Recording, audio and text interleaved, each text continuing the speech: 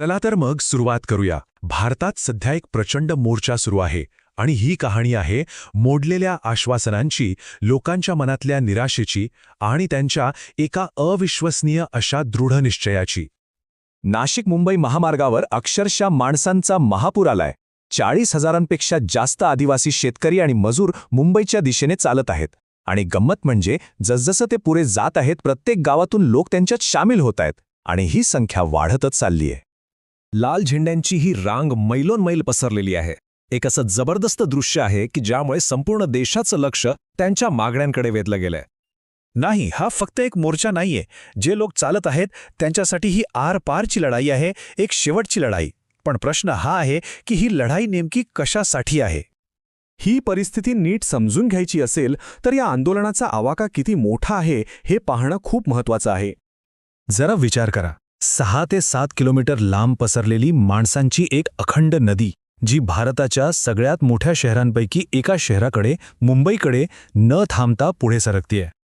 तर कोण आहेत हे मोर्चेकरी आणि अशी कोणती वेळ आली की त्यांना शेकडो किलोमीटर पायी चालत निषेध करण्यासाठी रस्त्यावर उतरावं लागलं? आणि खरं तर यातली सगळ्यात महत्त्वाची गोष्ट म्हणजे ही काही आजची समस्या नाहीये. अनेक वर्षांपासून सरकार ह्या आदिवासी शेतकरी आणि मजुरांना आश्वासनं देत आलंय, वन हक्कांबाबत, पिकांच्या योग्य भावाबाबत आणि बऱ्याच गोष्टी.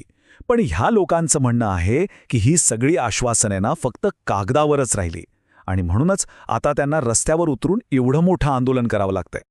आता बघा, जसजसं हे लाल वादळ मुंबईच्या जवळ येतंय तसतशी एक दुसरी समांतर गोष्टही घडतीये आणि यामुळे परिस्थिती आणखीनच तणावपूर्ण झाली आहे. ही त्यांची रणनीती किती जबरदस्त आहे बघा. म्हणजे एका बाजूला महामार्गावर मोर्चा काढून दबाव कायम ठेवायचा आणि त्याचवेळी दुसऱ्या बाजूला मुंबईत बसून मंत्र्यांशी औपचारिक चर्चाही करायची.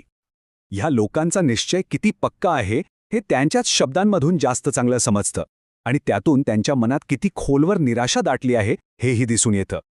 या शब्दांवरूनच त्यांची तयारी आणि निश्चय किती ठाम आहे हे कळतंय. ते म्हणतात महिनाभर चालायची तयारी आहे, कारण यावेळेस काहीतरी ठोस घेऊनच जाणार.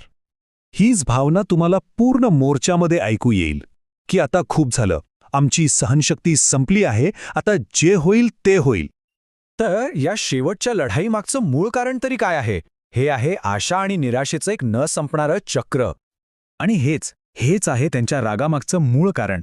म्हणजे बघा, या लोकांना काय वाटतं की मंत्री निर्णय तर घेतात, पण जी प्रशासकीय यंत्रणा आहे ती त्याची अंमलबजावणीच करत नाही. मग काय होतं?